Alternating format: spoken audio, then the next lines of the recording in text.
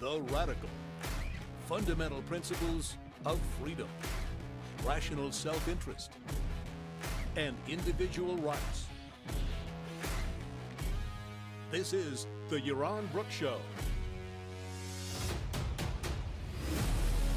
All right, everybody, welcome to Yaron Brook Show on this Thursday night.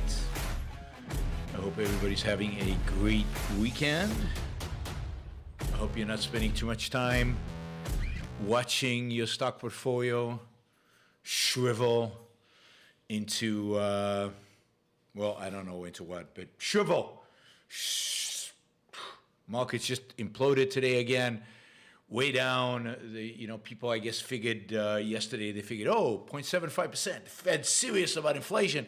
This is good. And then this morning they woke up and said, wait a minute. If the Fed's serious about inflation, then we're going to have a recession.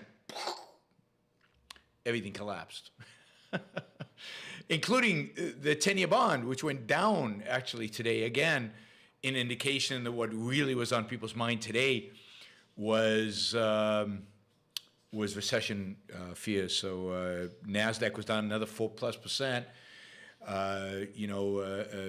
Bitcoin is teetering on the 20,000 level. We'll see if it breaks through and goes below 20,000.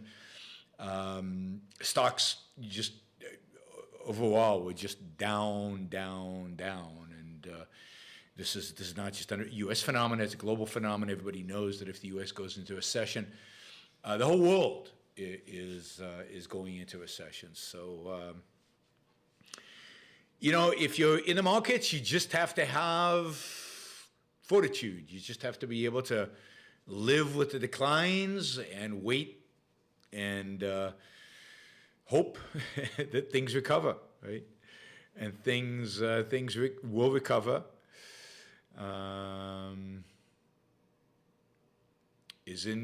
Things will recover if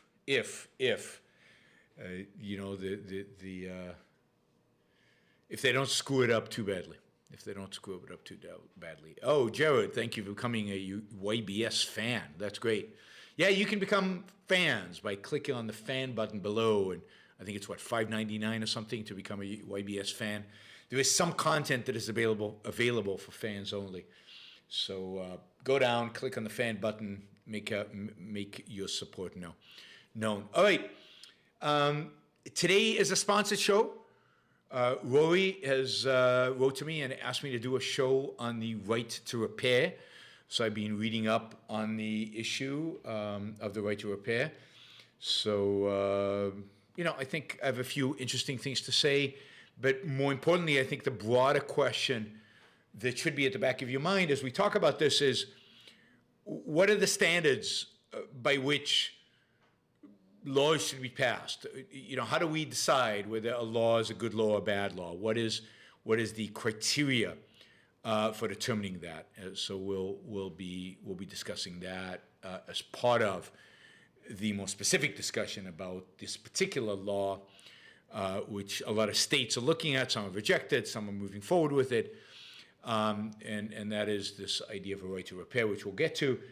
And then, if we have time, we'll also cover some of the latest kind of disclosures from the January 6th hearing. In particular, I found really interesting Michael Ludwig's comments, particularly because Michael Ludwig is an appellate judge who has been on the short list for the Supreme Court nomination of pretty much every Republican in the last 20 years. So this is a guy who's a conservative, part of the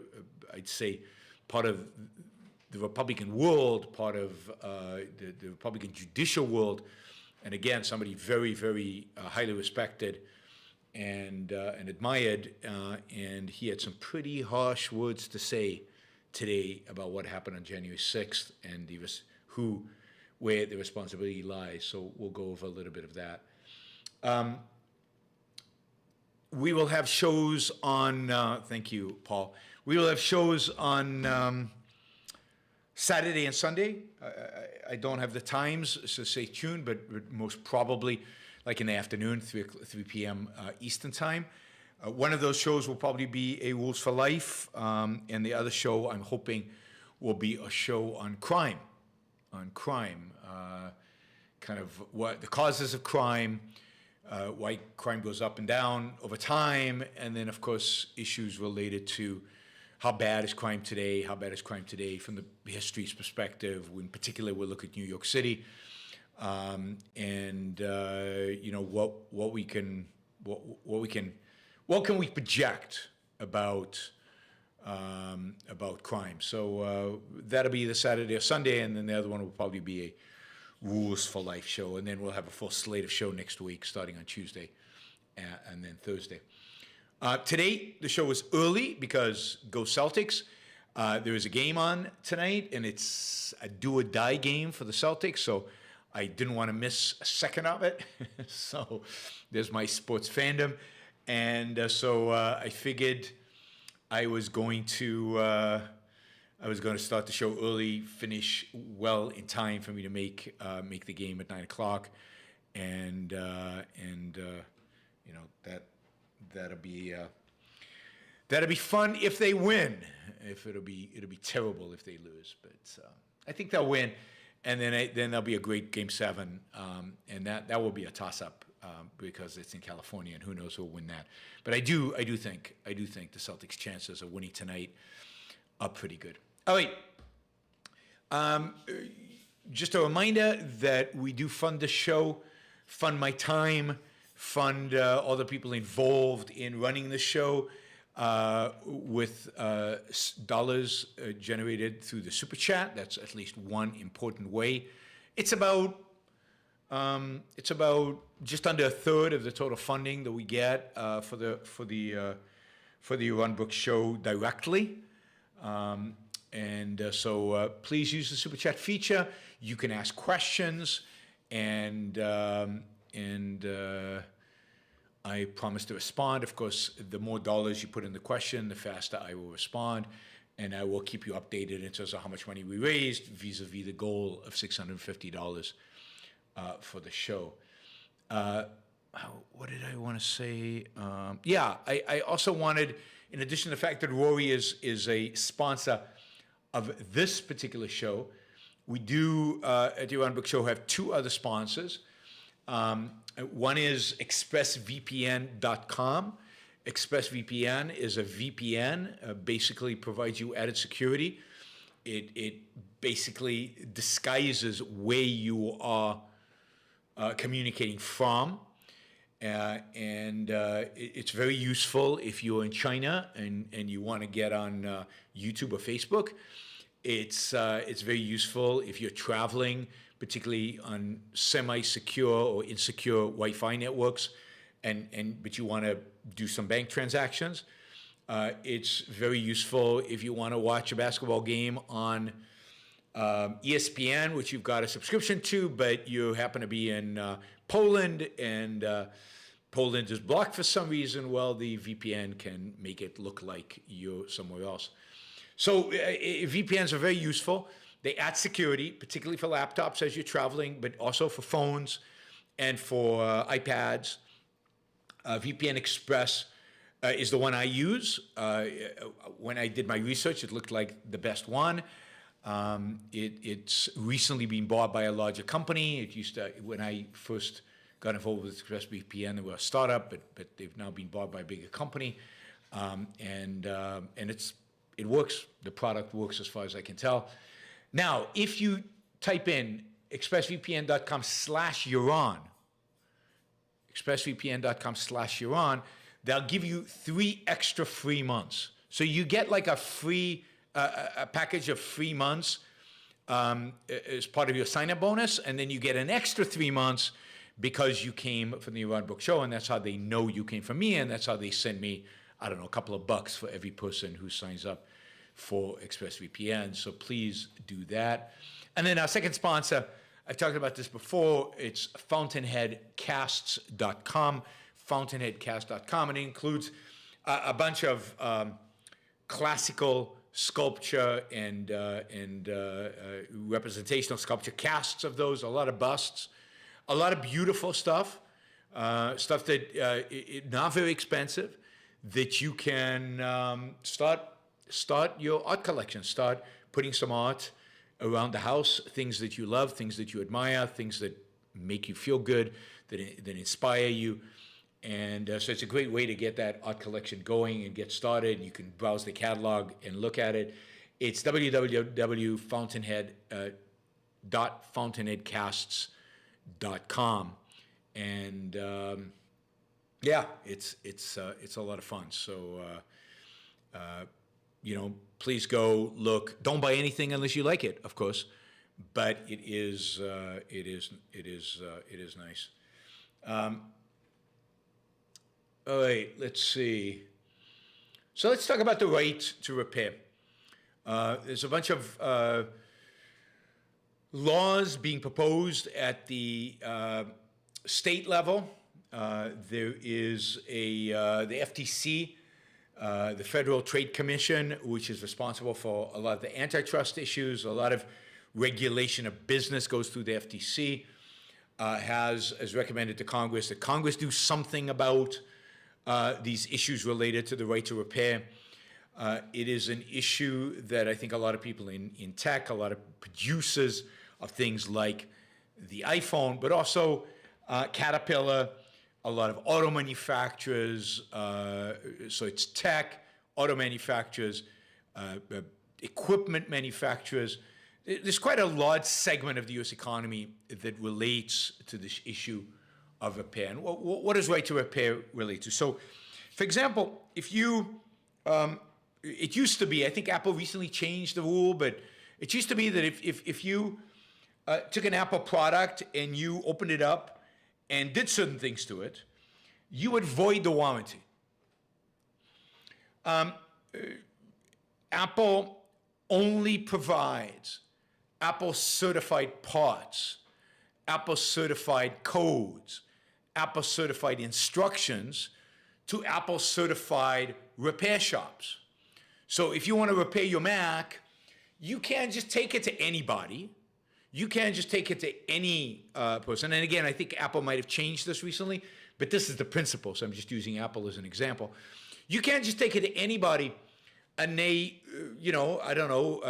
have an inventory of Apple parts, or contact Apple and ask to have the parts and know it and get the specs. And no, Apple just won't give it to them. Apple will only sell to the people that they certify as legit, replacement parts. So you can, like, I took my iWatch, my Apple Watch, not iWatch, my Apple Watch. The screen broke, and I took it to Place Here. Now the Place Here had a Apple certified whatever sign on it. I don't know where they got it. They might have bought it They might have bought it at eBay or something. I don't know, but they had it there, and I said, you getting Apple materials and everything? Oh yeah, no, ours is completely compatible. Everything's fine. Everything's great. So they replaced the glass on the phone, and I got it back, and like the watch, and the watch was like crap. Battery life was 25% of what it used to be. Some of the features didn't work. It just didn't work right. So I went back and I said, what the hell?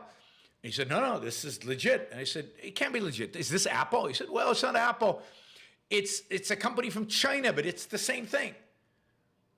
I said, but it doesn't work. Well, yes, it has a little bit of problems. So Apple and these companies can't stop you from trying to repair the thing. But for example, you want to repair your Caterpillar tractor. Well, Caterpillar is not going to sell parts to Caterpillar tractors except to Caterpillar authorized repairmen. And there are not that many of them. So they're the only ones who can repair parts. And it used to be the same for automobiles. You had to go, there was a big push to try to get you to go to the dealer because only the dealer could sell you Toyota parts or GM parts or whatever. Everybody else, you got out-of-market parts, and whether they fit or when they didn't, you weren't never sure. And then, of course, there is the issue of warranty, although there is a law that says that a company cannot, it's a 40-year-old law that says that a company cannot restrict the warranty to only getting fixed with them or only getting their parts, and otherwise you lose the warranty. So there's a lot of regulation, but not enough according to those who want a right to repair. So the idea is this: customers are inconvenienced by the fact that they have to only be able to use repair shops that are authorized and permitted by the manufacturer. They can't just go to any repair shop they want. They can't just go anywhere. They have to use the authorized dealers, if you will. That means there are fewer, in any particular city, any particular town, there are fewer people doing repairs for the particular product, which means there's less competition, which means prices are higher. These people are also, the repair places are also buying original parts. Original parts tend to be more expensive. They also often have to use particular tools. Regular tools might not be sufficient. They might even need guidelines on how to do it. Other repair shops just can't do it. And if they do it, the likelihood that the repair sucks is very, very high. So consumers are complaining that, wait a minute, why can't we have real competition in repair? Why can't we go out there and basically get our iPhones repaired anywhere? Why can't we go out there and do what we want? I mean, I bought the iPhone. It's mine. Why are you telling me now that it's mine, that it's my product, I have a property right over this? Why are you telling me, for example, that I have to go to an Apple store or I have to go to an Apple certified repair place? I want to take it to my local electronics guy. We have a long-term relationship. He gives me a good price. Why can't I just do that? And so a lot of consumers are complaining because they're saying, wait a minute, there's a property right here. This is mine. Apple's response is, again, I'm picking on Apple. I don't know if this is related to Apple, but we'll just assume that this is an Apple thing. Apple's response would be, well, you can take it anyway. You're just going to lose your warranty, or you're not going to get our parts, and we're not going to help these other places repair the phone. And the consumers are saying, well, that's not fair. Wait a minute, that's unfair. It's unfair competition. You're limiting my access to markets, and you're taking away my ability.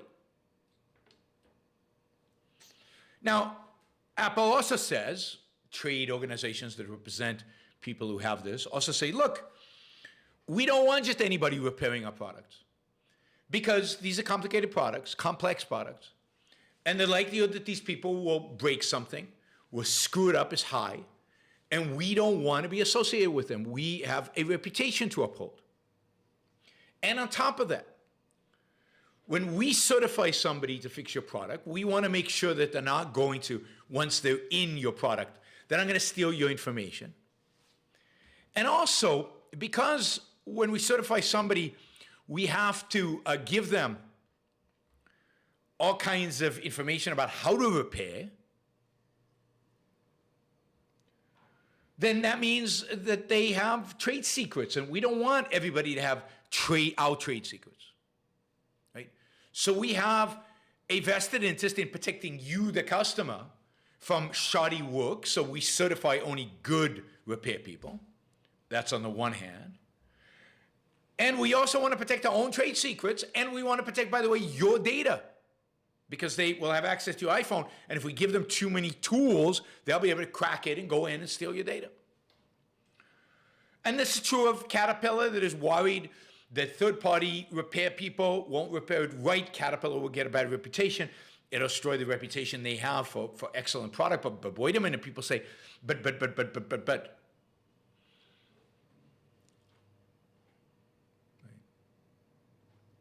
So you've got two claims.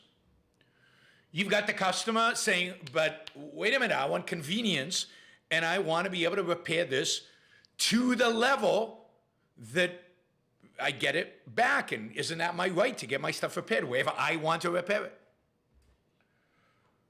And Apple's saying, well, maybe you have that right, but there were these other considerations. There's privacy, there is our reputation, there's our trade secrets. And the question is, well, how do you balance these things? How do you make a decision? Who's more important? By what standard do you determine what's right and what's wrong here? Who do you believe? How do you weigh the arguments?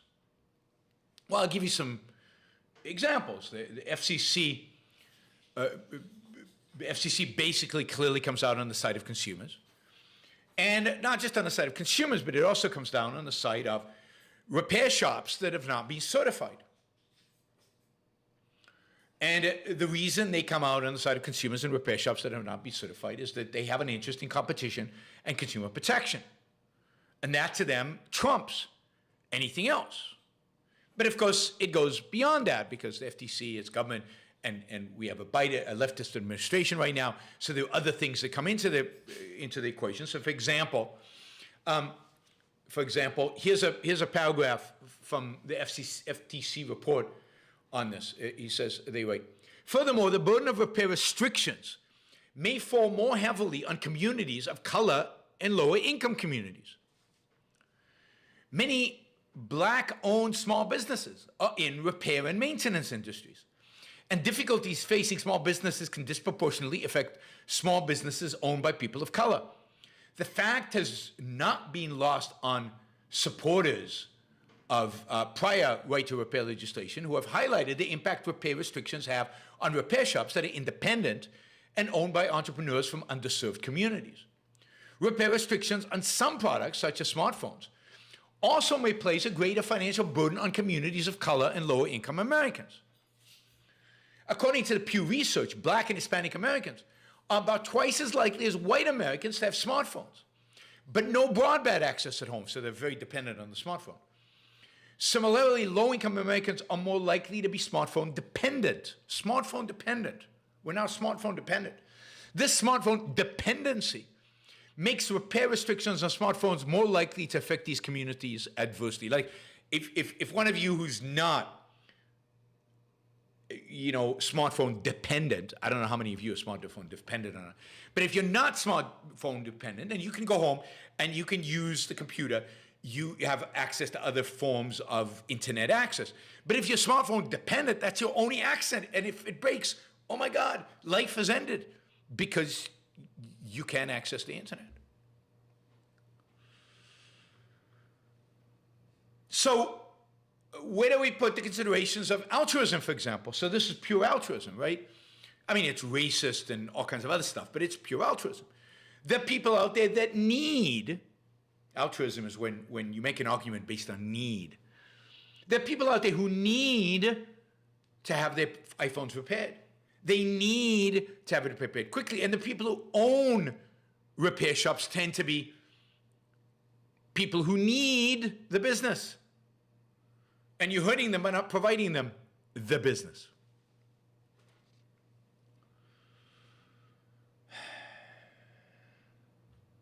And they go on and say, the pandemic has made this worse because we now have a huge shortage of new laptops. We need laptops. And so part of the solution to that shortage of laptops might be that we, oops, what happened to this document? It didn't actually copy out the whole, oh, there it is, okay. People need laptops, and the solution to laptops is we fix old ones and then we can get them. So there's a need to have them fixed. There's a shortage of semiconductors now, so we got to fix them. Now this goes back a long time. 40 years ago, there was a law called Magnuson-Moss Warranty Act, which says that you can't restrict warranties to only repairs by your people and so on. I don't know exactly how that applies to like Apple that has restricted it, but this has been around for a long time. And again, the question is, how do you balance all these considerations? What's to determine? Is this kind of a utility function? Well, whose utility? Do you value consumers more than manufacturers more than consumers? Because production is the most important thing. You know, we're objectivists, so we value production, we value businessmen, so therefore they're the most important ones. So it just goes on, and then you know, the manufacturers say, but look, you can use it anyway. So FCC says, well, wait a minute, that's not true. The fact is that in order for a repair shop to be able to repair anything, they have to be able to get parts from the manufacturer. They have to get schematics from the manufacturer. They sometimes have to get codes from the manufacturer to get into the chip or to replace the chip or to fix the chip or whatever. They have to get tools. Some manufacturers, you know, you need specific tools that only the manufacturer can provide in order to fix the thing. So again, so the manufacturers, by not providing these things, are hampering the ability of these other people to, you know, to fix whatever needs fixing. They've hampered their livelihood. So how do you decide on an issue like this? What is the principle? Do we just weigh pluses and minuses? You know, put a big whiteboard. This is the pluses of the law. These are the minuses of the law. And then we add it up and we look at what outweighs the other. What is the principle that should guide us, at least, me, I don't know about you guys, in deciding about an idea like the right to repair? And in politics, there really is only one criteria, one standard. And that is rights. In this context, property rights, individual rights. It's not who's perceived to be getting hurt, who is suffering more, who feels deprived. It's not about the benefits and the losses, the economic consequences, the competitive landscape. Nothing, none of that. It's about rights.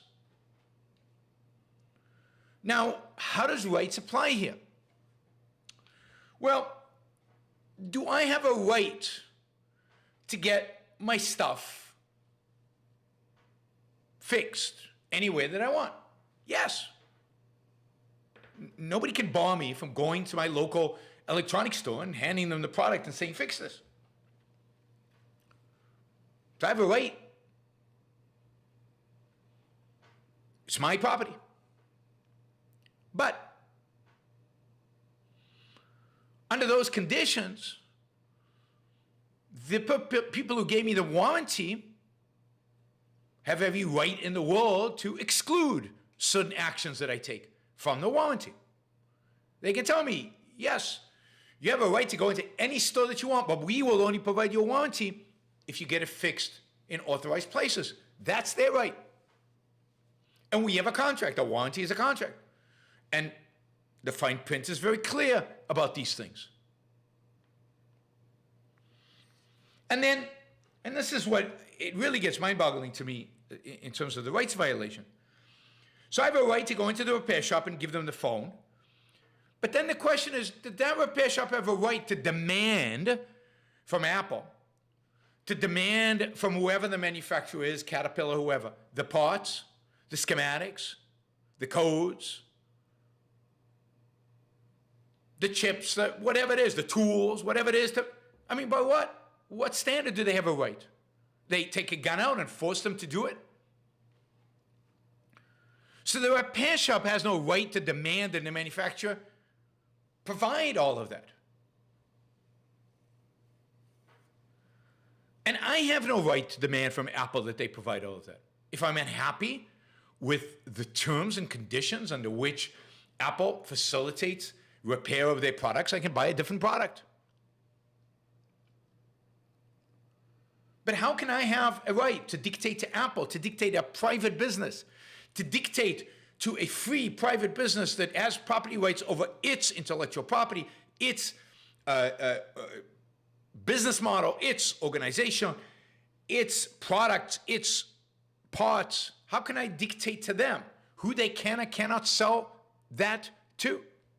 I can't. So this whole approach to law, this utilitarian approach, this balancing the pluses and the minuses, looking at the economic effects, looking at who's harmed and who's not, and who benefits and who suffers, and all of that is an anti-rights approach, and therefore an immoral approach to legislation. It's a violation of the fundamental role of government, which is to protect our rights, not to violate them.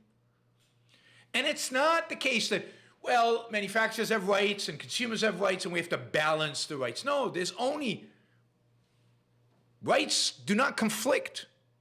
Rights are not balanced. One has to clearly see where the rights lie. And there's no way that it can be appropriate to say that a manufacturer, Caterpillar, let's say, has to provide parts to anybody that demands them. Well, that is willing to pay for them. Where does that come from? That's force. That's coercion. Caterpillar should be allowed to sell to whoever it wants to sell and not sell to whoever it doesn't want to sell.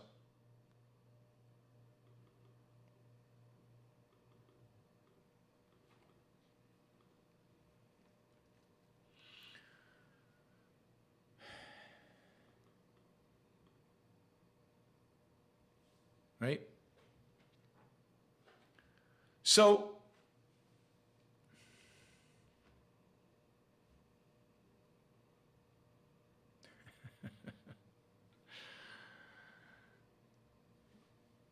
the only standard is rights, and you don't have a right to do whatever the hell you want to do.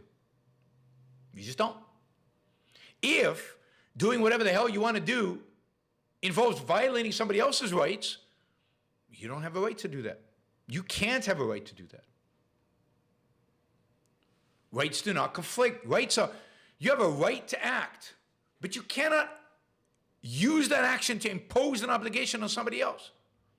You cannot have a right to other people's stuff, even if you pay for it. Apple could decide tomorrow, let's make it more controversial. YouTube could decide tomorrow not to trade with me, to bar me from their platform. Okay, they have every right in the world to do that. It might not be rational. It might not be, moral. It might not be legitimate. It might be stupid of them or whatever, but they certainly have a right to do it. Apple has a right to sell products to whoever it wants. And certainly when it comes to repair, when Apple has a stake in how a product of theirs is repaired, or Caterpillar has a stake in how their product is repaired, well, of course they have an interest in who does the repairing and who doesn't. And the more complex the product, the more important that becomes. Now, I'm not saying it's good business practices. I don't know what the right business practice is. That's the beauty of markets. Let's check them out. Let's test them out. Okay.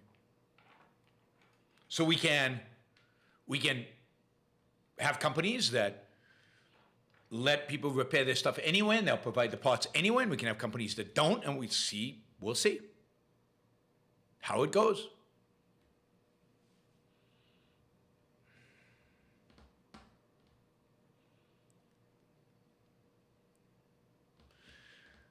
All right.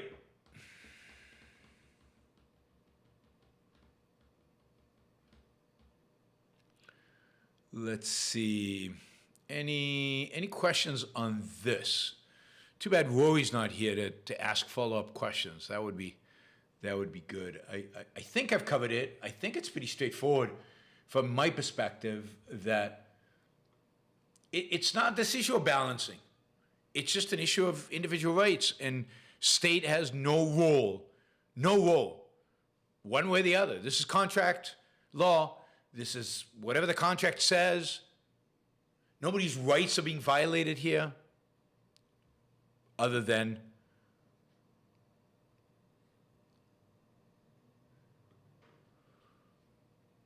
of course, when the government gets involved, when the states gets going. All right, let's do a couple of super chat questions, and then, yeah, we're way behind, right? So we're like $500 short of our goal. I'll keep you updated down there. But Ashton has a $100 question, so that helped out.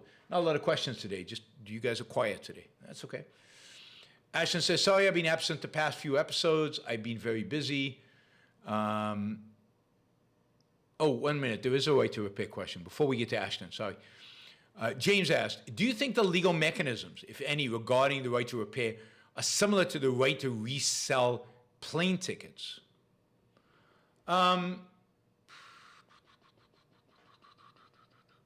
Yeah, it's the same principle. The principle is you have a contract with the airline for a ticket under certain conditions. And under certain conditions, you can violate those conditions. And under the conditions that you violate, you don't fly. So it's similar in the sense that they're both contract law. Right? And it's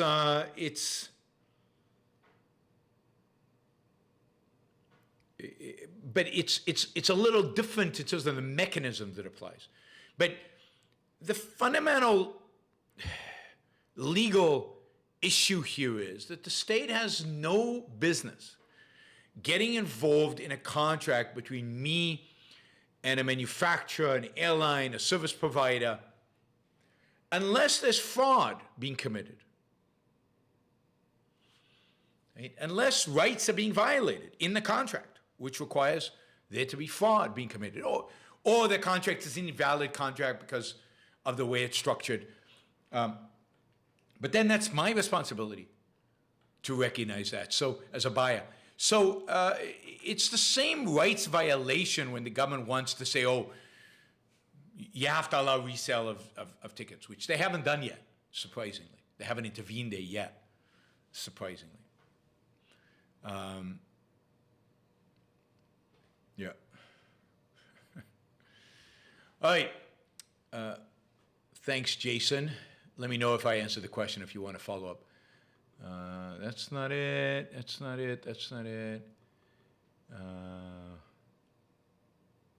All right. Ashton asks, again, sorry, what did specifically Ayn Rand and Ludwig von Mises disagree on about economics? Obviously, they had many similarities and agreements on certain issues, but I read that they argued a lot about economics. You know, I don't know what they argued about in economics, and I don't know where you read that they argued a lot about economics. I haven't read that. I mean, certainly, I think in terms of terminology, Rand disagreed with Mises. For example, on the issue of subjective value, Rand would view the Mises idea of subjective value really as objective value, and that objectivity is important. On methodology, Mises was way too deductive. She was more of a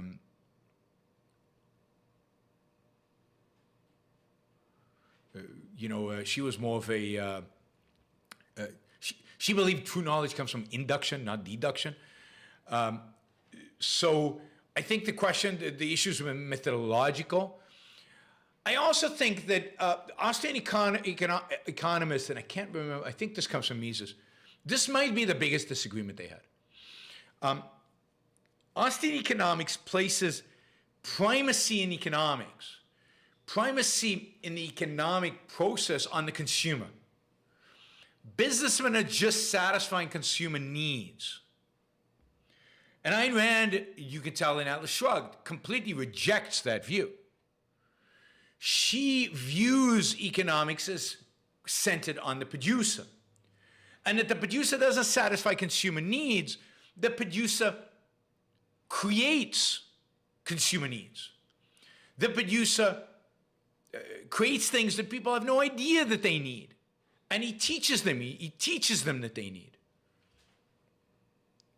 So her focus is on production and on the genius of the producer and on the fact that the production is the essential, fundamental part of economics and economic activity.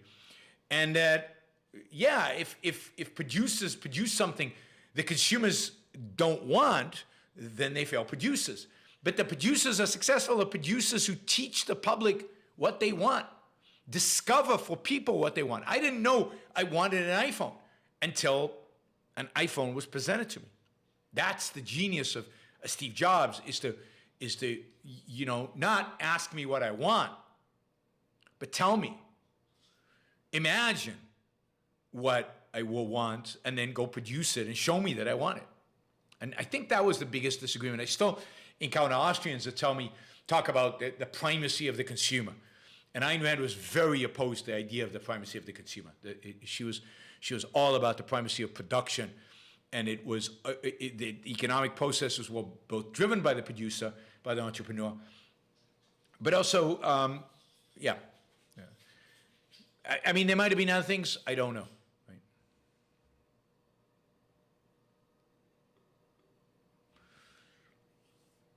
All right.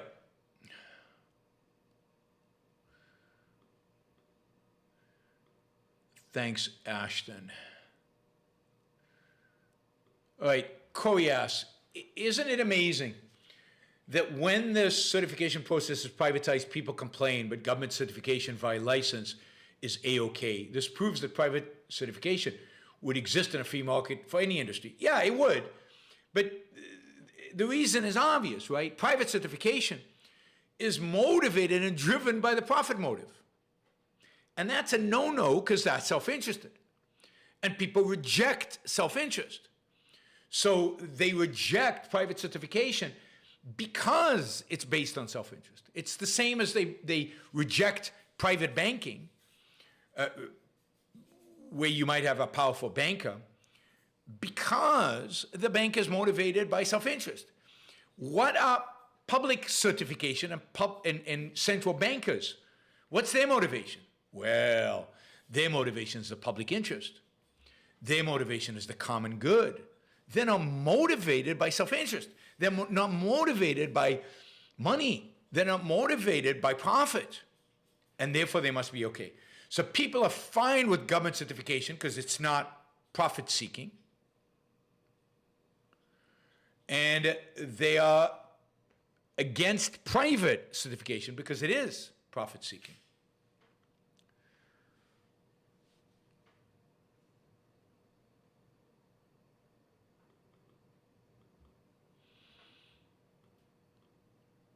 All right, let's see. James asked, what are your thoughts on Richard Stallman, the founder of the Freedom Open Source Software movement? I admire his dedication to ideas, but disagree with him that free software is a moral issue. Yeah, I mean, what I like about him is that he's an entrepreneur in a sense, right? He has an idea about what software should be like, and he goes out there and he makes it a reality, and he gets people excited, and they write code. Ultimately, that code is particularly successful when it's commercialized by people like Linux. But philosophically, he's completely corrupt. He denounces the profit motive. He denounces, which I think is a massive mistake, and he denounces the morality of self-interest. He is motivated by an altruistic morality. He is motivated by a rejection of individualism, and therefore he rejects capitalism, rejects profit, and rejects everything about what has made modern life possible and successful. And he rejects individual happiness as a consequence, although I don't think he'd think of it that way. So I think philosophically corrupt, even though productive in a narrow sphere. Emmanuel, any daily news sources that you'd recommend that are decently objective? God, not really. Not really. I mean, you've got to vary your news sources. You can't rely on any one news source because none of them are decently objective. Not one.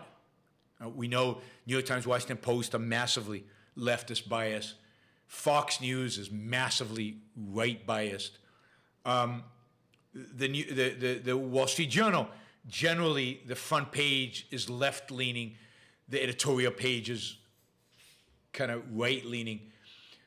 So the challenge you have is that there is no objective source, and the way I try to solve that problem, is for any given story, for any given item of news, I try to engage with multiple news sources to try to see multiple different angles from different places to try to see if I can glean the truth. And when a news source quotes somebody and it's important, then I try to look for the original, either a transcript of the video or where they actually said it.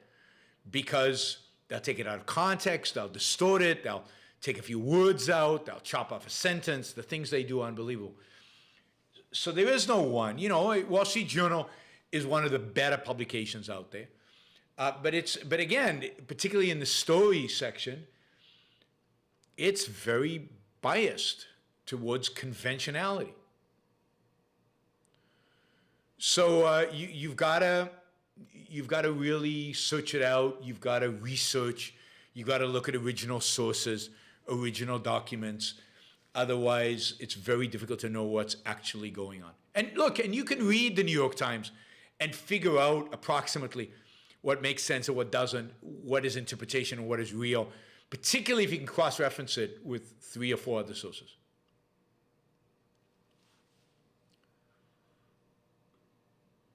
Okay, Gene asks, there's a video with 15 million views called "The Man Who Accidentally Killed the Most People in History." It's about the businessman that invented leaded gas. I'd love if you posted a reaction video. It might get a lot of views. I'll look at that. I mean, I'm glad at least they say accidentally, because it's clearly if it's accidental. But then the assumption that 15 million people died from leaded gasoline is, God, I mean, I'm pretty sure that's BS. I'm pretty sure the science there is dubious.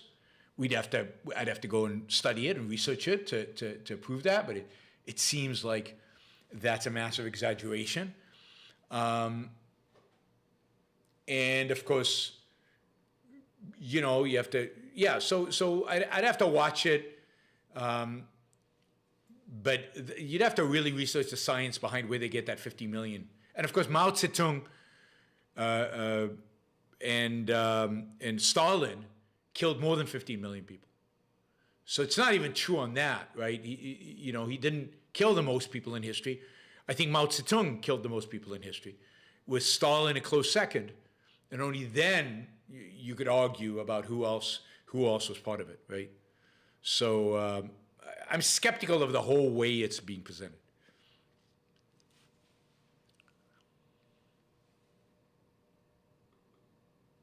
And is there any evaluation of the benefits that leaded gasoline had? Probably not. Jackson asks, hi, Yuan. If I aspire to be a great student of economics for modern application, should I start with Adam Smith, or is it necessary to go back further? No, I don't think you need to go back further. I mean, there are good thinkers in economics before Adam Smith. Turgot, who is a French economist, is somebody you might want to look at. But I think even Adam Smith is not necessary. Really, to understand economics, I would say go with Say in the 19th century, pure economics, Say, and then the marginal revolution. So the Austrians and the various marginal schools that come out of that. In many respects, Adam Smith's economics is pretty simple. What you really want is, if you really want to study economics, is you want to get into the Austrians, and again, Say is very good. I mean, but I would also study the neoclassicals, and then the kind of Chicago school. So study the kind of more modern, I'd say post-middle 19th century. I'm not sure when Say wrote exactly, but during the 19th century. So that's where I would start. Adam Smith is hard because of the style of the writing is very 18th century, and it's just a slog to get through. It's not easy. Versus, and I think it's less important, actually. I really do think it's less important. All right, Ashton, Milky Way, and then we'll go back to our second topic. Ashton says, besides Ayn Rand, if you could have a conversation with any three people in history, who would it be? You would also have the ability to understand them if they speak a different language. Wow. Yeah, that's a tough one. I mean, Aristotle probably. That would be cool. Three people in history. Yeah, I mean, the Founding Fathers, Jefferson or Madison would be, Jefferson and Madison, Ben Franklin maybe. So one of the Founding Fathers definitely. So somebody from that era, Founding Fathers would be great. Yeah, I mean, then maybe J.D. Rockefeller, J.P. Morgan or Rockefeller, or one of the so-called robber barons of the 19th century. That would be pretty amazing to get to know one of those people. Right? Mike says, I don't speak ancient Greek. Yeah, but he's assumed that you have instant ability to translate and to speak the language. So it's a science fiction project, right? Steve Jobs, yeah. Steve Jobs would be cool. Yeah, it's a tough one. I was thinking Newton, but Newton was a little bit of a... Newton would be really interesting. I mean, I would... There's so many good people in history I'd love to speak to. I have no interest in speaking to villains of history. There's nothing to learn, zero to learn from evil. So it's a good guys that you have stuff to learn from. All right, so today was another session, public session of the January 6th committee hearings. They met today, focused primarily on, Trump trying to induce Pence to decertify or to refuse to certify the votes that were coming in, the constitutionality of that, who influenced Trump to do that, the response of Pence, all of that was kind of discussed today. And, again, I don't think there was much new other than the extent to which this was corrupt, the extent to which the people advising Trump knew that what they were advising him was probably illegal. And here you primarily, what's his name? Eastman. I mean, he was so convinced that what he was advising Trump was illegal that he actually asked that Trump pardon him before, he'd ever been accused of a crime. Pardon him in advance for the advice he gave him because he was afraid that one day he would have to be in court trying to defend something that he knew was illegal. Now, I know John Eastman. I've met John Eastman. I've had conversations with John Eastman. I think John Eastman, maybe introduced me before a talk that I gave. He was the dean of the law school at Chapman University for a few years. So I met John Eastman.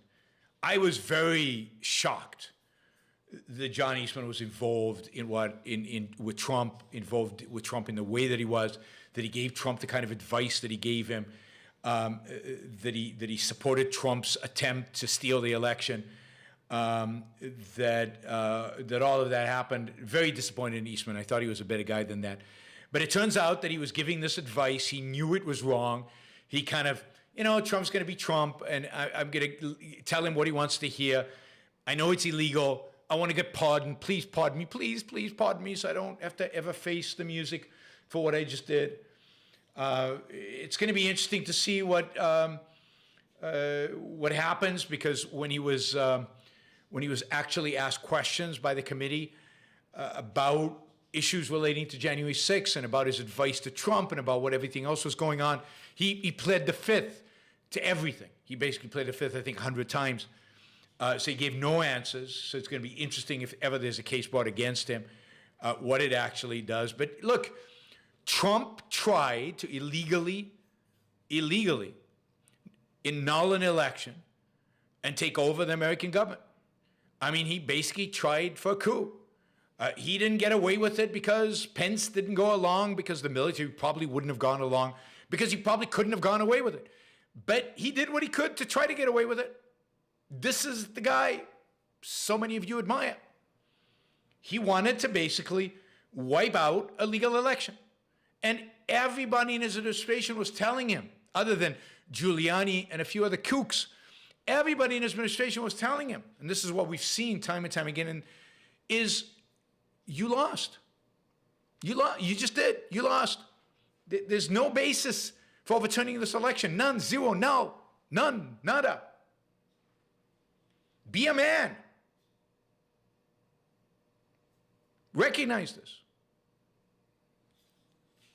And not only did Trump continue with the lie, try to put pressure on his vice president, and was conceiving all kinds of ways to use the National Guard to seize ballot boxes and machines and do a whole variety of illegal things. From the perspective of the Republican Party, he got away with it. The Republican Party has basically said, yeah, we're fine with that. We have no problem with it. Trump's a good guy. We're all behind Trump.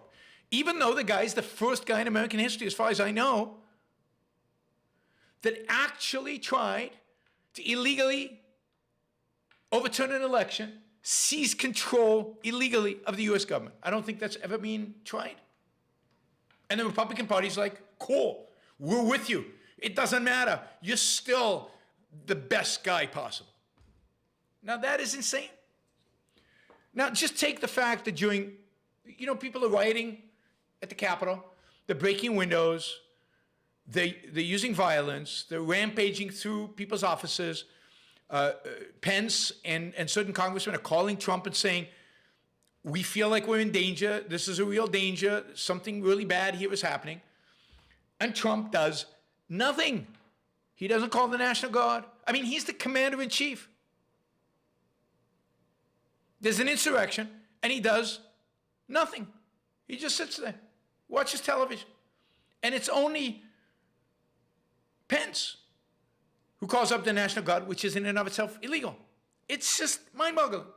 And everybody goes, okay, so what? We'll vote for him again. How?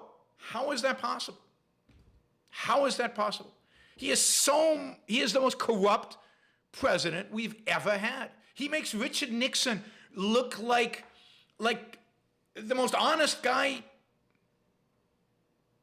ever. I mean, he is 1,000 times worse than Richard Nixon. And I was glad to see Michael Ludwig, Michael Luttig, L-U-T-T-I-G. He's a former appellate judge, a staunch Republican, a staunch conservative. I probably disagree with him about issues all over the place because he's such a conservative. On the short list for nomination of the Supreme Court a number of times, including, I think, on Trump's short list, he came out with a statement lambasting Trump today. But more importantly, lambasting the Republican Party. I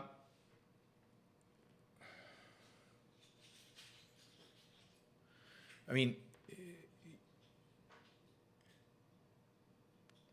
he says, I mean, it's a long statement. I'm not going to read it to you, but, those who think that because America is a republic, theft and corruption of our national elections and electoral process are not theft and corruption of our democracy are solely mistaken. America is both a republic and a representative democracy, and therefore a sustained attack on our national elections is an attack on our democracy, our political theory, otherwise notwithstanding.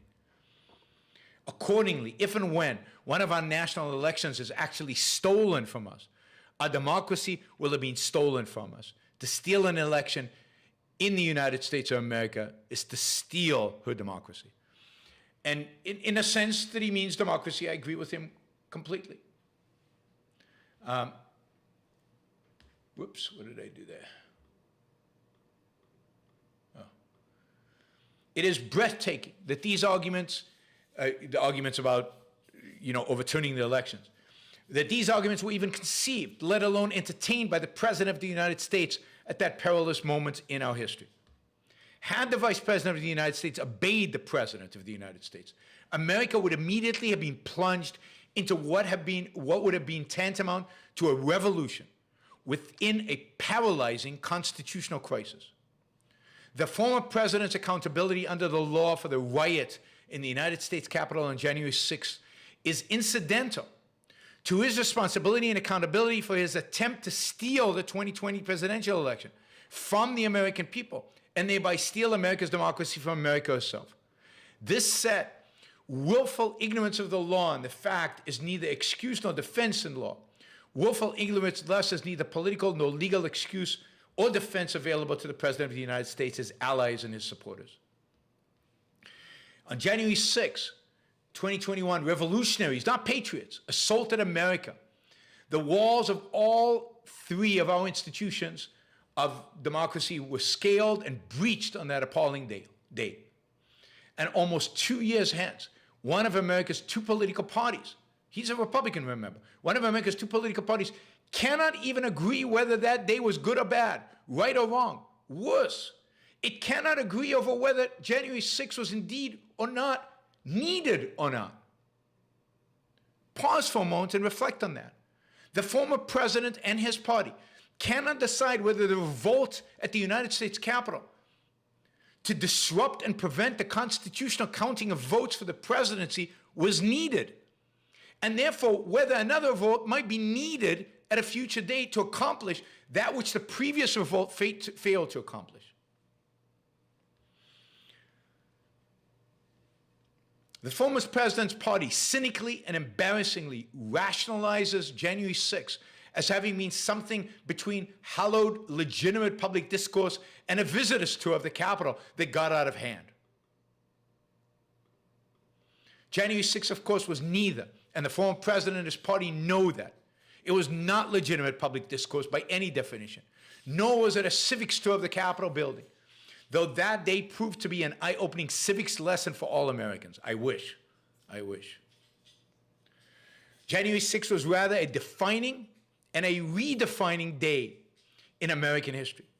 Defining and redefining of America itself. On that day, America finally came face to face with a raging war that it had been waging against itself for years.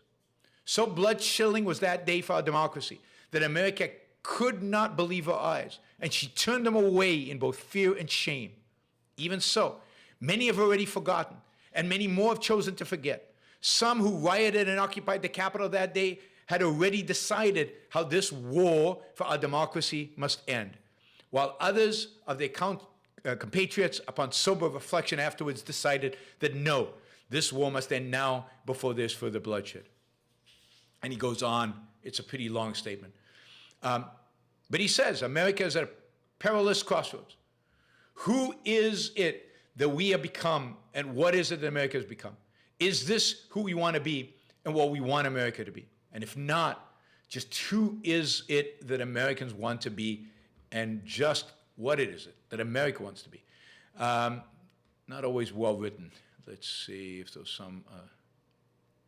Now, what he really is afraid of, what he points out here, is that Trump and his supporters are basically set up the 2024 elections for them to steal.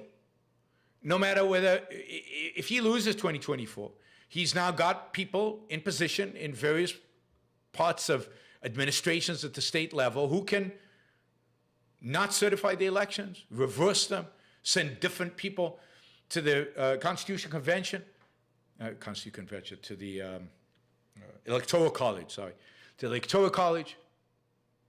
And he is terrified that in 2024, Trump will steal an election. He tried to steal the previous election, failed. And now he's going to try to steal this election. And he's right to be terrified. If you watch and you see the kind of people being elected by Republicans in some of these primaries, it is truly scary. It is truly scary.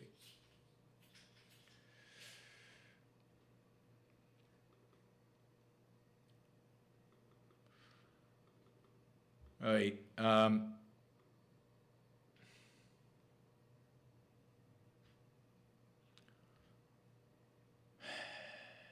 So, you know, it's going to be interesting. There are going to be more revelations. They're making a big deal now of the role of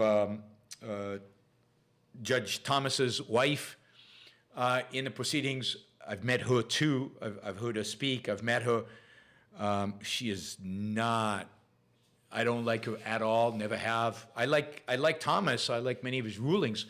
I do not like his wife. She was a horrible populist Republican way back. But it is interesting to see what her role will be in this. Hopefully Thomas had no involvement and was not kind of guiding things in the background or whatever, because I'd hate for him to have to leave the court. But yeah, I don't like the wife. I don't like Judge Thomas's wife. So it's going to be interesting. I think this is crucially important, that the Republican Party, not the American people, the Republican Party comes to terms with January 6th. And I don't think they are. And I think as long as they don't, it's basically a disgrace. It's basically a disgrace. Ian says Ted Cruz cloaked for Ludig. That's interesting. That's interesting. Maybe Ludig can give Ted Cruz a call and give him a chewing out over this issue, because Ted Cruz is one of the bad guys here. The Republican Party better wake up before they are responsible for the end of freedom, political freedom in this country.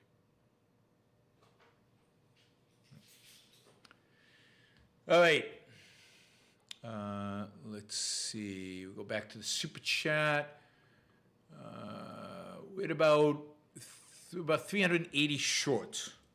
Catherine's not here to kind of get you guys excited and get you going. So you're just going to have to do it for me without Catherine.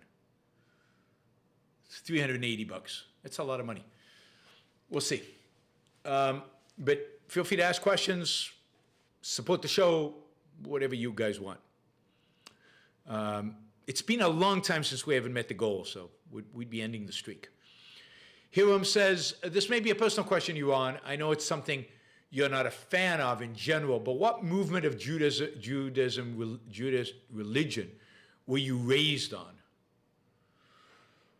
Well, you know, in Israel, there's no reform. There's no such thing as Reform Judaism.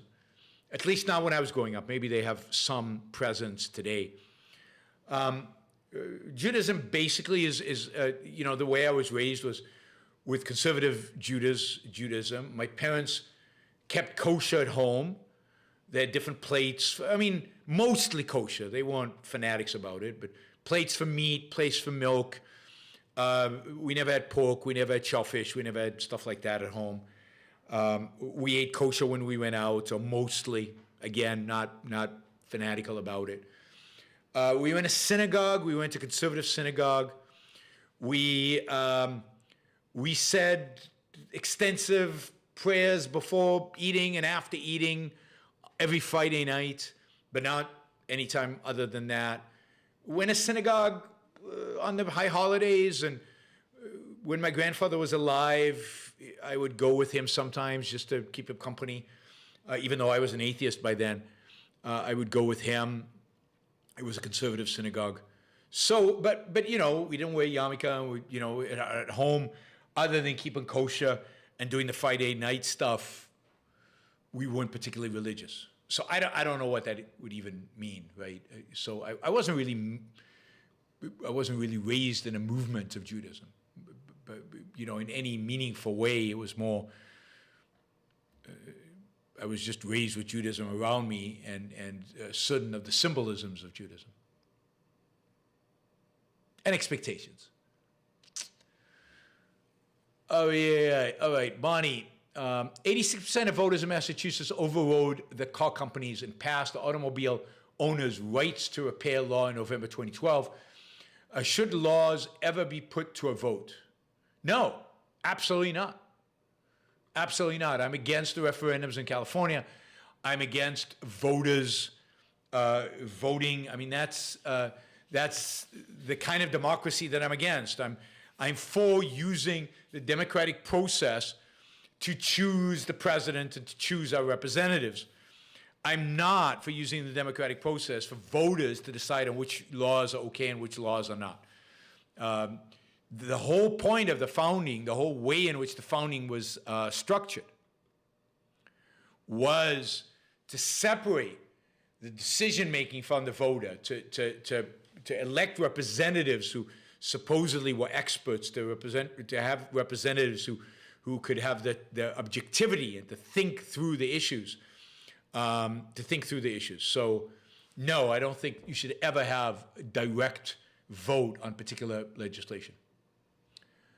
I mean, Ross Perot used to have had this idea of everybody should have a little button at home, and every time a law came up in Congress, we would all vote for it. Awful, awful, awful idea. Michael, in the 1970s, we had an entire decade of DAs across the country not prosecuting crimes. Wokeism doesn't have to have a short half-life. Well, first of all, they weren't woke. I mean, if people in the 1970s were woke, then woke doesn't mean anything. You can't just take a concept that's clearly modern, that's clearly of our time and place right now, and apply it to something that happened in the 70s. It's just not relevant. It's something completely different. But there were leftists in the 70s, and the leftists now, the particular variety of leftists that we're talking about, the woke leftists, are particular to this era. They deal with issues that are particular to this era. So you can't just take any leftist policy and call it woke. That is meaningless. And it's ahistorical, and it's out of context. You can't apply the principles, the ideas, and the language of today to the past without examining what those concepts actually mean.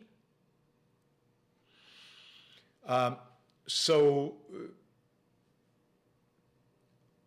don't think the DAs of the 1970s, and I'm not sure that the DAs of the 1970s were as soft as you make them out to be, and or soft as the wokest DAs today, and I'm not sure their motivations were the same. So again, I don't think you can extrapolate. I don't think you can put them all under this wokish label. They weren't postmoderns back then. They weren't obsessed with identity politics. Identity politics wasn't a thing. They weren't woke. By any definition of woke, they weren't.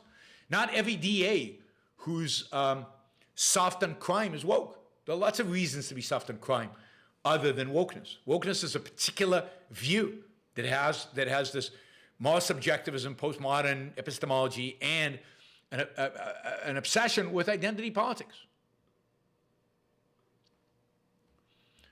All right, Richard, $20. Why do you think anti-Zionist Haredi Jews tend to be primarily Ashkenazi? This is anecdotal, but every major group I've seen heard of was almost entirely Ashkenazi. Is this a cultural phenomenon? Yeah, I don't know. I think so. I think it emanates from this idea that Israel is a perversion, that Israel legitimately could only be founded by the Messiah when he comes. A Jewish state can only be founded by the Messiah when he comes. That Israel, by founding Israel now, is delaying the coming of the Messiah, and therefore is evil and bad. That is a particular set of ideas that comes from particular rabbis that happen to be Ashkenazi rabbis. I don't, and they have had some influence among certain very religious Jews, but I don't think it has anything. I don't think there's anything in being Ashkenazi that would cause you to gravitate to that position or not. I don't know enough about the very ultra-religious Sephardic Jews to know much of the differences between the two groups, to know enough to tell you why the Sephardi Jews tend to be more pro-Zionism, ultra-Orthodox Jews. I don't know why there is that kind of dramatic difference. All right, looks like we're halfway. $325. Wow, halfway. All right, Adam asked, the validity of the vote counts that was decided by state courts and a conservative-dominated U.S. Supreme Court let them stand. Was January 6th directed against the rule of law under the Constitution? Yes, absolutely. Absolutely. It was a complete and utter negation of the Constitution, a complete and utter negation of the rule of law. It was a clearly flouting, the principles of the American system of government. It was saying the only thing that matters are the wishes of Donald Trump. The only thing that matters is what Donald Trump thinks. And we're so committed to Donald Trump, we'll even get distinguished lawyers like John Eastman to come up with ridiculous excuses to justify Donald Trump staying in power. The sellout of the Republican Party, the sellout of Republican senators and congressmen who on that day were very anti-Trump and 2 days later were cheering for him and refusing to impeach him is astounding. The sellout of Republican voters who are excited about Trump. January 16th was a direct attack on the, January 6th was a direct attack on the principles of Americanism. It was one of the most, if not the most anti-American act that we have. It was fundamentally anti-American. Okay, Harper Campbell. Orange County is the only Republican section of California, and they have no homeless, yet both parties are the same. I never said both parties are the same. Nobody's ever said both parties are the same. But there are other, by the way, other parts of California that are Republican. It's not, Orange County's not the, I don't think Orange County is the only part of California that is Republican. There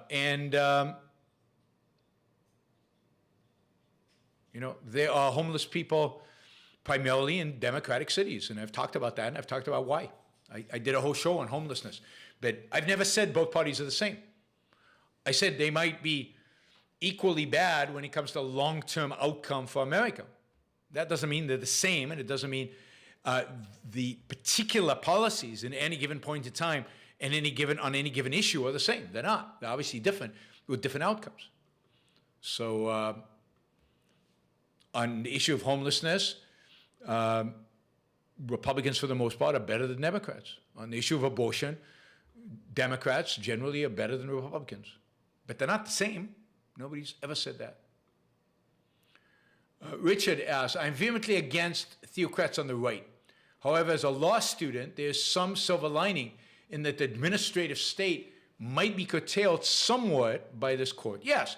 I mean, this particular court is a fairly good court, fairly, not completely good, but fairly good court when it comes to things like property rights, where it comes to curtailing the administrative state, maybe even on issues of free speech. And I think even on issues of standing up to corrupt Republicans. So I think this court would have certified the election. I think this court would have said that Donald Trump was wrong and would not have backed, let's say if what's his name, if Pence had not agreed to certify the election, I think the Supreme Court would have overruled him. So I very much think the court is good on a lot of issues. It's bad on the social issues. and it's bad on certain principles, but it's as good as court of we've ever had. It's better than Scalia's court, but it is very bad on the religious issues, very bad on personal freedom issues. That's where I worry. But in economic issues, it might be one of the best courts out there. Whoops. All right, Richard again for $50, chipping away at those goals. I love it. What do you think of the argument that the administrative state is one of the greatest threats to liberty? The ability to write laws and interpret their own laws is a tyranny unimagined to the founders. Yeah, I definitely think it is one of the greatest threats to liberty. However, the real threat to liberty is allowing the administrative state to exist. And that, and I don't think any court is going to wipe out the administrative state, because that basically would wipe out all the regulatory agencies. And it will basically rule that many of those regulations, or most of the regulations on the books today, are illegal. And I just don't see a court actually doing that. So while I agree with you, I would love to see the regulatory state wound down to zero, I don't actually think the courts have the power to do that. I think because if they found a way to do it, then Congress would just find a way around the courts to get it done, right? They'd create some other entity to do it. I think the only way to do it is through legislation, and the only way to do that is through the American people rejecting the idea of the regulatory state. And I don't like to call it the administrative state, because administrative states, it sounds kind of neutral. It sounds kind of technical. No, it's the regulatory state. It's the central planning state. It's the telling you how to run your business state. It's the regulatory state. That's what needs to be done away with. And I don't like the lawyers' use of the administrative state as if, yeah, these are just administrators. What do they do? No, these are regulators. These are people who want to regulate your life. They want to control your life. So we got away with can't let these nice technical words interfere with what's really going on. So I just don't think the courts are powerful enough to eliminate the regulatory state. They can shrink it, they can curtail it, and that's good. And this court is more likely to do that than any other court since probably the Great Depression. And I'm not an expert, that's just my sense. All right, Shahzbat says, do you prefer 90% or 95% dark chocolate? I prefer the 95% Lindt.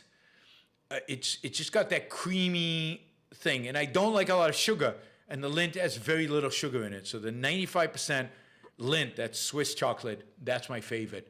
And I prefer the 95 to the 90. Yes, even though it's more bitter, but I prefer it. KFAX, in what way is today's wokeism a legacy of the new left's movement of the 1960s and 70s? God, I mean, the Institute just I think completed a, 8-session, I don't know how many hours, 20 hours course on critical race theory. To really get to the heart of wokeism, I mean, that's a big assignment.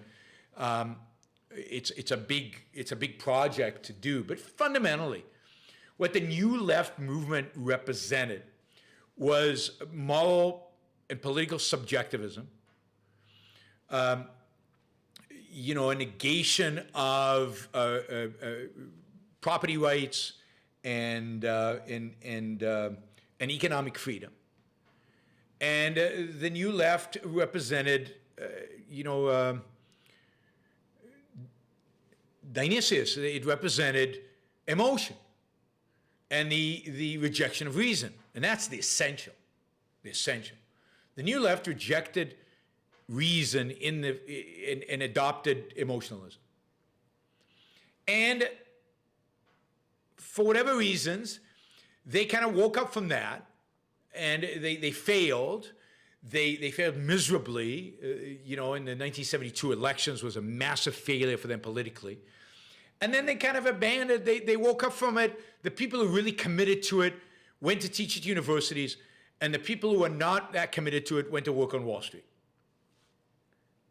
And you got the kind of the Me Too generation in the 1980s.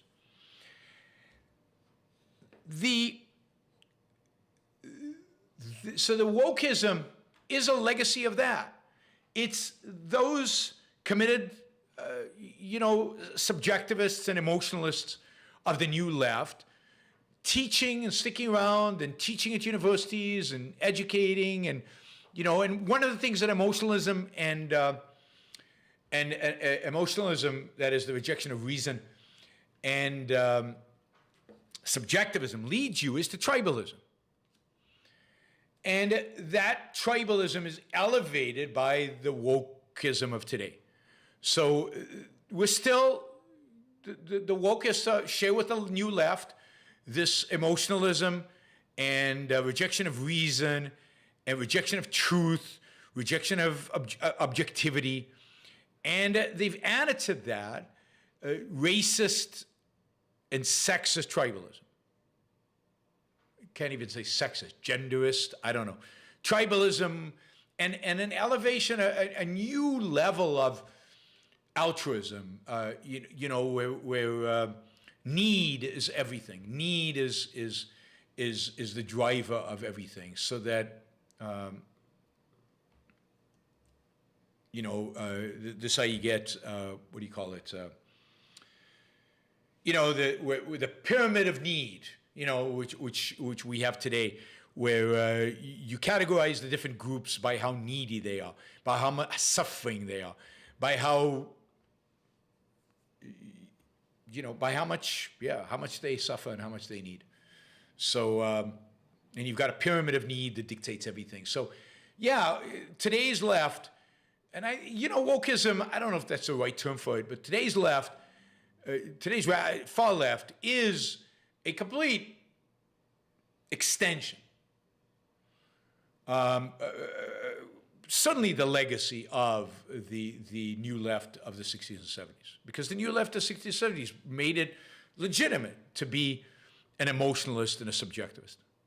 And then it was only a matter of time before that manifested in tribalism. All right, Richard says, regulatory state. I like that term. Is the intellectual of the 19th century progressives. It's intellectual creation of the 19th century progressives. Yes. Regulatory state is what I'm used to calling it from school.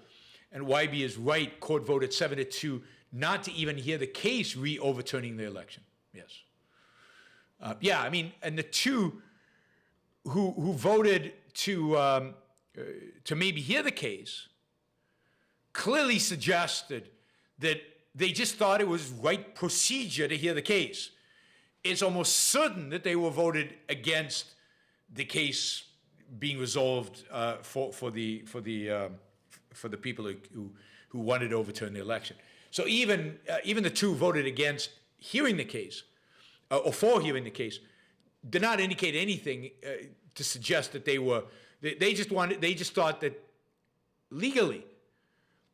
It was a case that merited, because it was questioning a state Supreme Court or something like that. There was something on its merits that should have been heard by the Supreme Court and shouldn't have been just dismissed like it was. So, there was no, the whole idea of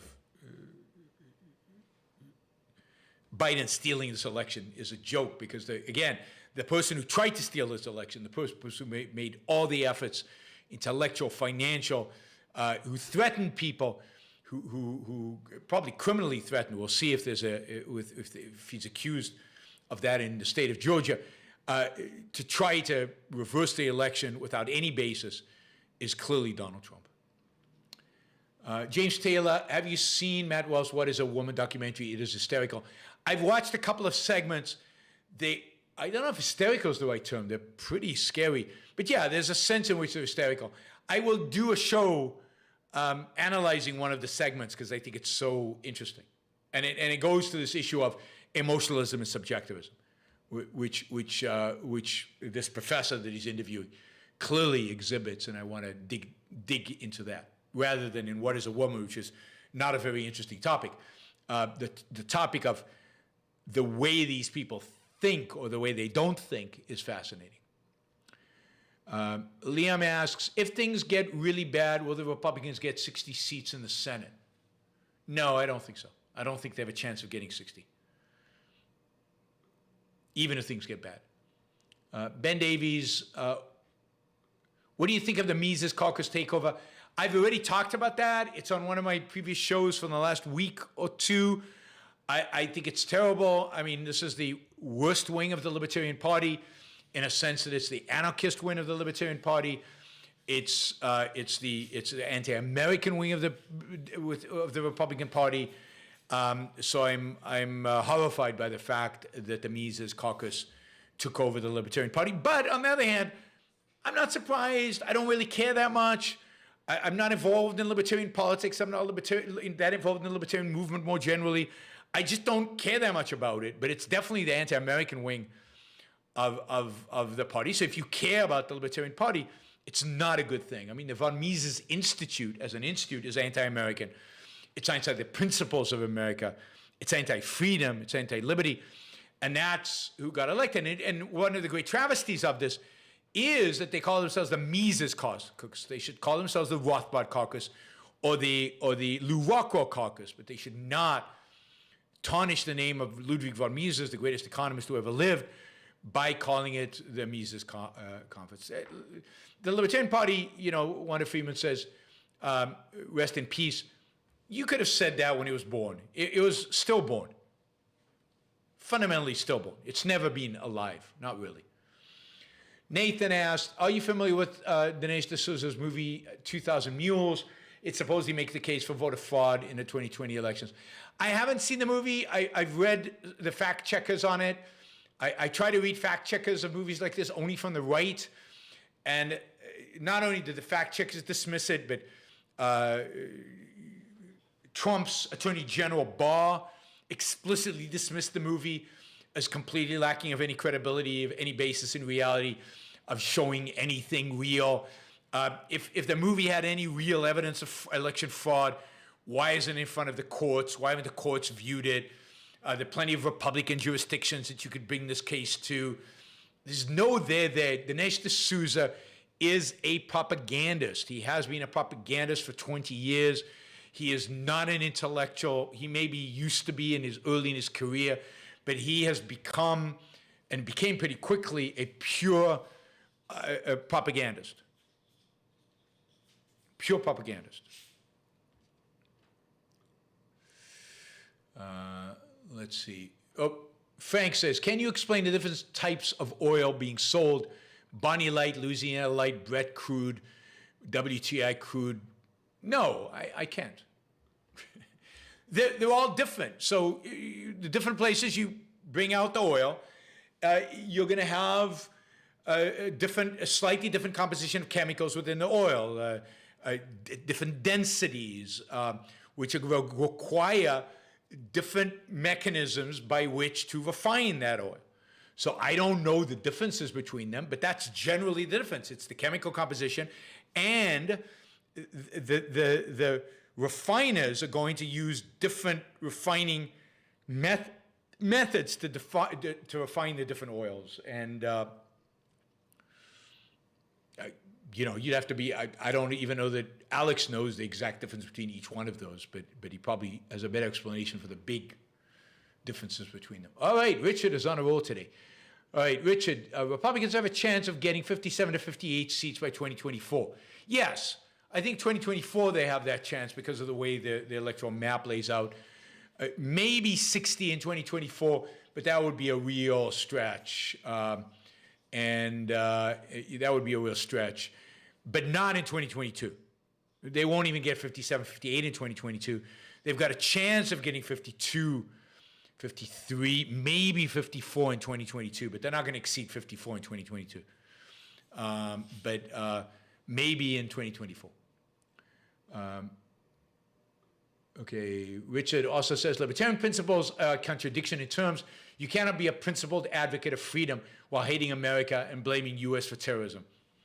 I'm with you, Richard. I've been saying that for over 20 years. But libertarians hate me for it, as you'd expect. Hitchens asked, will worker shortage get worse? What can be done in your view, and how does the shortage play a role in current economic issues? No, the shortage will not get worse because I think the jobs market will get worse. So there are going to be fewer jobs. So there'll still be shortages of particular professions. For example, there's a massive shortage of doctors in America. And that will continue. But there's going to be rising unemployment in the United States. So the shortage is more of a mismatch between the jobs available, the jobs that people need, and the skills people have. And the solution for that is easy. The solution is a massive increase in immigration. I've advocated for a long time for immigration policy that basically allows anybody who can find a job in the U.S. to come here for, let's say, for 5 years. So you're going to see, unfortunately in the United States, like welders and doctors and areas where nurses, the shortages, what you're going to see is you'll still have shortages there, but then you're going to get a lot of people who are going to be unemployed, but can't fill those jobs because they don't have the training. And if you increased immigration, the immigrants who came would have to be the immigrants to fill those positions because that's the only way they could find a job. So immigration is a solution. Lots of immigration. But nobody's going to do that. And by the way, it's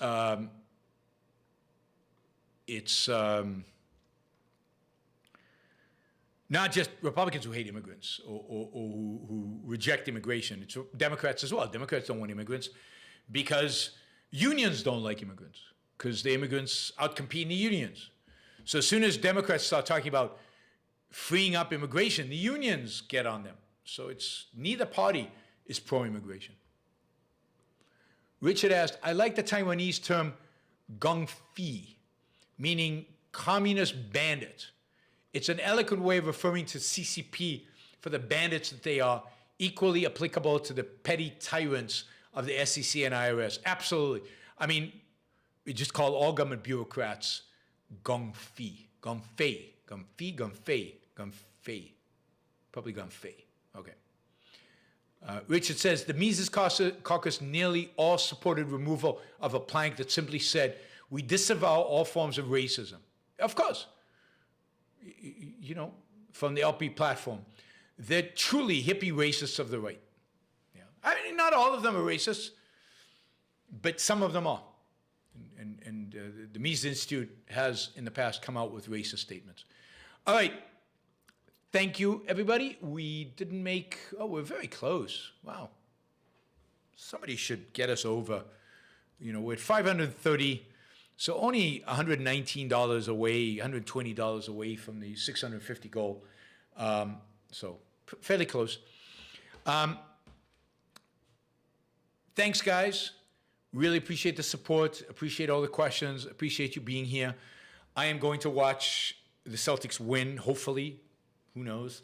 They have to play well. I will see you all on Saturday. Remember that if you want to support the show, you can do it on YaronBrookShow.com/support. That is a monthly contribution. I love that because it's knowable. I can plan based on it. It comes every month like clockwork. You know, super chats. Well, Richard just put us very, very close with a $100 contribution. So we only show $20. So let's see if somebody can do $20 to get us over the hump. That'd be fantastic, and that'll keep our streak alive. But yeah, it's the monthly contributors are incredibly important, and that's the way those of you who are not watching live, not listening live, maybe listening on a podcast, maybe watching on YouTube later, can support the show and allow it to grow and allow me to live off of this so I can keep doing it. Now we got Sparks and Richard Cunningham coming in with $20, so we're at $670, which is perfect. Actually, $690. Oh, because Jennifer came in with 20 as well. So it's $690. So thanks, everybody. Thanks for the support. Have a great day. Go Celtics. And I will see you all on Saturday.